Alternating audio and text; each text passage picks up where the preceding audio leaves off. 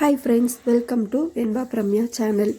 லாஸ்ட்டாக தைப்பூசம் vlog வந்து பார்த்துருப்பீங்க. அதுக்கப்புறம் ஃப்ரைடே வந்து ஃபுல்லாக சத்து மாவு பண்ணுற வேலை இருந்தது. அன்றைக்கி vlog வந்து எதுவுமே எடுக்கலை. இன்றைக்கி சாட்டர்டே மார்னிங், இன்றைக்கி வந்துட்டு ஒரு 10-11 o'clock கிட்டே வந்து பெங்களூர் கிளம்ப போகிறோம். பொங்கலுக்கு வந்து அதுக்கப்புறமும் லீவ் போட்டு 2 weeks ஃபுல்லாக ஜாலியாக ஊரில் என்ஜாய் பண்ணியாச்சு. இனி வந்து திரும்பி பெங்களூர் போகணும் அப்படின்னு கொஞ்சம் சோகமான விஷயந்தான், இருந்தாலும் வந்து போய் தான் ஆகணும். மார்னிங் நேரமாக எழுந்திரிச்சு பேக்கிங் எல்லாமே ஸ்டார்ட் பண்ணியாச்சு. ஊருக்கு எடுத்துகிட்டு போகிறதுக்கு கொஞ்சம் திங்ஸும் வாங்க வேண்டியது இருக்குது. எப்போவுமே இங்கேருந்து மறக்காமல் நான் எடுத்துகிட்டு போகிறது எண்ணெய் ஐட்டம்ஸ் எல்லாமே, நல்லெண்ணெய், கடலெண்ணெய், இந்த மாதிரி எண்ணெய், அதுக்கப்புறம் சின்ன வெங்காயம், தேங்காய், இது மட்டும் நான் போகிற எல்லா டைமுமே வந்து மறக்காமல் எடுத்துகிட்டு போகிறதா இருக்கும். மற்ற க்ராசரிஸ், வெஜிடபிள்ஸ் எல்லாமே வந்து அங்கேயே வாங்கிப்போம். வீட்டில் ஏதாவது வெஜிடபிள்ஸ் செடியில் இருந்தால் மட்டும் அதை எடுத்துகிட்டு போவோம். நீங்கள் இந்த vlog பார்க்கும்போது நாங்கள் பெங்களூர் போயிட்டு ஒரு 2 days கிட்ட ஆயிருக்கும். ஏன்னா ஊருக்கு போனதுக்கு அப்புறமா வந்து பேக் டு எல்லாமே செட் ஆகிறது கொஞ்சம் கஷ்டம், ரொட்டீனுக்கு வர்றது. அதனால் கொஞ்சம் இந்த vlog வந்து லேட்டாக தான் வரும். ஊரில் ஜாலியாக அம்மா வீடு, அத்தை வீடு, ஃபங்க்ஷன், கோவில் அப்படின்னு சொல்லிட்டு ஜாலியாக டைம் என்ஜாய் பண்ணியாச்சு. வெண்பா குட்டியும் வந்து செம்ம ஜாலியாக என்ஜாய் பண்ணிட்டா. இனி அவளை இங்கேருந்து கிளம்ப வைக்கணுங்கிறது வந்து ரொம்ப கஷ்டமான விஷயந்தான். பெங்களூருக்கு வரதே வந்து வெண்பா குட்டிக்கு பிடிக்கவே பிடிக்காது. அங்கே வந்து ஃப்ரெண்ட்ஸுன்னு யாருமே கிடையாது. விளையாடுறதுக்கும் அவ்வளோவா ஸ்பேஸ் கிடையாது. ஈவினிங் டைம் வந்து பார்க் மட்டும்தான் போவோம். அது மட்டும்தான் வெண்பா குட்டிக்கு என்டர்டைன்மெண்ட்டாக இருக்கும். அதனால் வெண்பா குட்டிக்கு வந்து ஊரில் இருக்கிறது ரொம்ப பிடிக்கும். இவங்க எல்லாரையுமே வந்து மிஸ் பண்ணுவாள். ஊருக்கு போய் ஒரு 2-3 days வரைக்குமே வந்து எல்லாரையுமே வந்து கேட்டுகிட்டே தான் இருப்பாள். அது எல்லாத்தையுமே தாண்டி அவளை வந்து கஷ்டப்பட்டு மைண்ட் செட் பண்ணணும். மார்னிங்கே வந்து பார்த்திங்கன்னா குருவி, காக்கா இது ரெண்டுமே வந்துடுச்சு. வெண்பா குட்டி டெய்லி எந்திரிச்சதுமே இந்த காக்கா வந்து வந்துடும். அதுக்கு வந்து பிஸ்கட் போட்டுட்டு அதோட விளையாடிட்டு இருப்பாள். அதே மாதிரி இன்றைக்கும் வந்து காக்கா கரெக்டாக வந்துடுச்சு. இனிமேல் ஒரு 2 months வந்து வெண்பா குட்டியை மிஸ் பண்ணோம் அப்படின்னு நினைக்கிறேன். பெங்களூரில் இது வரைக்கும் நான் ஒரு காக்கா கூட பார்த்ததே இல்லை. அது ஏன்னே தெரியல. நிறைய வந்து பிஜிஎன் இருக்கும், குருவியும் கொஞ்சம் அங்கங்கே இருக்கும். ஆனால் காக்கா மட்டும் ஒன்று கூட இருந்ததே இல்லை. அது எதனாலன்னு தெரியல. இப்போ வந்து நாங்கள் சாட்டர்டே அப்படிங்கிறதுனால எங்கள் ஊர் சந்தைக்கு தான் போயிட்டுருக்கோம். சந்தையில் வீட்டுக்கு தேவையான வெஜிடபிள்ஸ்லாம் வாங்கிட்டு அதுக்கப்புறமா செக்கு எண்ணெய் வந்து இங்கே கிடைக்கும். அதுவும் வந்து வாங்கிட்டு வரணும் பெங்களூர் கொண்டு போகிறதுக்கு. பெங்களூர்லேயுமே வந்து செக்கு எண்ணெய் கிடைக்கிது. ஆனால் இங்கே விட டபுள் த ப்ரைஸ் இருக்கும் அப்படின்னு நினைக்கிறேன். நான் இன்னும் அங்கே வந்து ப்ரைஸ் கேட்டதில்லை. இந்த டைம் போனதுக்கப்புறமா தான் அங்கே இருக்க செக்கு எண்ணெய் கடையில் வந்து ப்ரைஸ் எவ்வளோ அப்படின்னு கேட்டு பார்க்கணும். சந்தைக்கு வந்தாச்சு. மார்னிங் அப்படிங்கிறதுனால ரொம்ப கூட்டம் வந்து கம்மியாக தான் இருக்குது.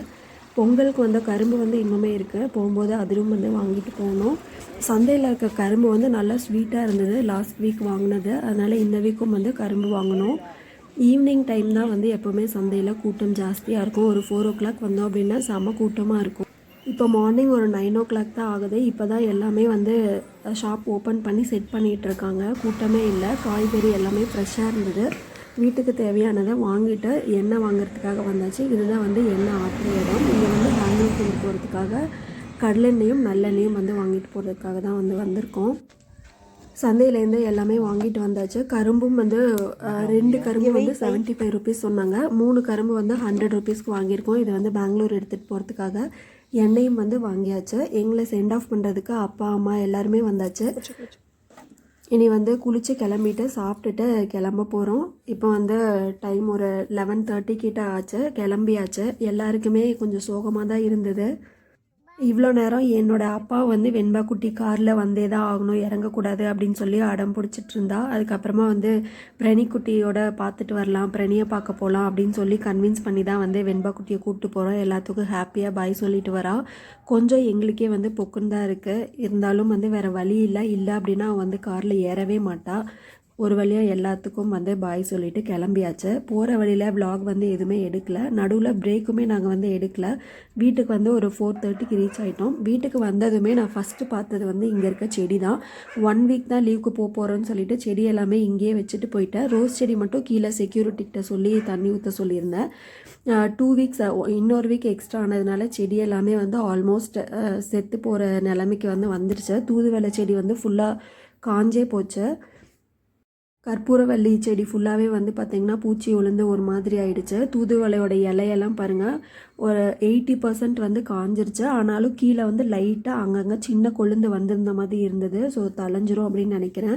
இந்த காஞ்சிருக்க இலை எல்லாமே கட் பண்ணி விட்டுட்டு தண்ணி ஊற்றணும். தூதுவளை, கற்பூரவள்ளி இந்த 2மே வந்து கோல்டுக்கு ரொம்ப சூப்பரான ஒரு மருந்து. இந்த செடி பாருங்கள் எவ்வளோ நீளமாக வளர்ந்து போயிட்டே இருக்குது. சைடில் பிரான்ச்சஸ் எதுவுமே வரல. இந்த டைம் வந்து கட் பண்ணி விட்டு தான் பார்க்கணும் பிரான்ச் வருதா இல்லையா அப்படின்ட்டு. மண்ணில் வேரோடு இருக்க செடி எல்லாமே வந்து ஆல்மோஸ்ட்டு சாகர நிலைமைக்கு போயிடுச்சு. ஆனால் இங்கே வந்து கற்பூரவள்ளி செடி ரொம்ப நாளாக நான் அவங்கள நிறையா விலாகில் வந்து காட்டியிருப்பேன். கட் பண்ணி போட்ட கற்பூரவள்ளி செடி பாருங்கள் எவ்வளோ சூப்பராக அதுலேருந்து குட்டி இலையெல்லாம் வந்து வளர்ந்துக்கிட்டு இருக்கு. சைடில் இருக்க இலை எல்லாமே காஞ்சிருச்சு. காஞ்ச இடத்துல இருந்துமே பார்த்திங்கன்னா புதுசாக இலை வந்து வளர்ந்துக்கிட்டு இருக்கு. இதுக்கு வந்து மண்ணே தேவையில்லை போல். கட் பண்ணி கிட்டத்தட்ட 2 months கிட்ட ஆச்சு. இன்னும் இது எவ்வளோ நாளைக்கு அப்படியே இருக்குது அப்படின்னு வந்து வச்சு பார்க்கணும். அதுக்காக தான் இன்னுமே நான் வந்து தூக்கி போடாமல் வச்சுருக்கேன். அதுக்கப்புறம் வந்து புதினா செடி பார்த்திங்கன்னா எவ்வளோ ஃப்ரெஷ்ஷாக இருக்குது. ஆக்சுவலி அதுதான் வந்து காஞ்சிருக்கும் அப்படின்னு நினச்சேன். ஆனால் அது வந்து அப்படியே சூப்பராக ஃப்ரெஷ்ஷாக இருந்தது. அதுக்கு நடுவில் இருக்க கற்பூரவள்ளியுமே வந்து ஒரு மாதிரி பூச்சி விழுந்து ஒரு மாதிரி ஆயிடுச்சு. அதுக்கப்புறம் மணி பிளான்ட் தொட்டியில் ஒரு மிளகா செடி வளர்ந்துட்டு இருந்தது. அதுவுமே வந்து லாஸ்ட் டைம் ஊருக்கு போயிட்டு வரும்போதே காஞ்சி போய் தண்ணி ஊற்றி கஷ்டப்பட்டு அது வளர்ந்தது. மறுபடியும் வந்து இந்த டைம் வந்து ஃபுல்லாகவே காஞ்சிருச்சு. மணி பிளான்ட்டுமே அங்கங்கே இலையெல்லாம் பழுத்து ஒரு மாதிரி வாடி போய் இருந்தது. இதுக்குமே வந்து தண்ணி ஊற்றி பார்க்கணும் வளருதா இல்லையா அப்படின்னு சொல்லிட்டு. 3 பிரான்ச் இருந்தது. அதில் வந்து 1 கட் பண்ணிட்டேன். அப்போ தான் அந்த சத்துக்கள்லாம் வந்து மீதி இருக்கிற பிரான்ச்சுக்கு வந்து கொஞ்சம் கிடச்சி வளரும். இதோட இந்த vlog வந்து முடிச்சுக்கிறேன். இதுக்கப்புறமா வந்து கொண்டு வந்த திங்ஸ் எல்லாமே செட் பண்ணி முடிச்சுட்டு ஓரளவுக்கு டே செட் ஆனதுக்கப்புறமா அடுத்த vlogல வந்து மீட் பண்ணலாம். அது வரைக்கும் பாய். நிறைய பேர் சேனலை இன்னுமே சப்ஸ்கிரைப் பண்ணாமல் வீடியோஸ் பார்த்துட்ருக்கீங்க. எல்லாருமே சப்ஸ்கிரைப் பண்ணிடுங்க. தேங்க்யூ.